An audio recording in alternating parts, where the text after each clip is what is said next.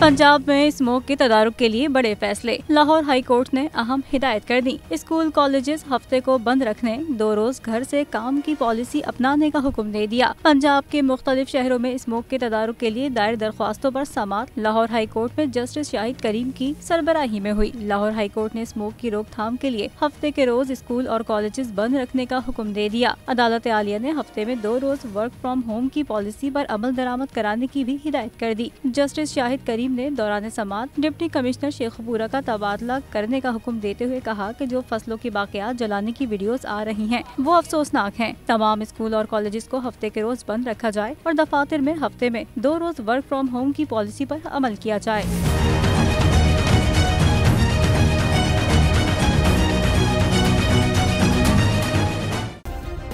Subscribe करें और bell दबाएं ताकि कोई खबर रह न जाए।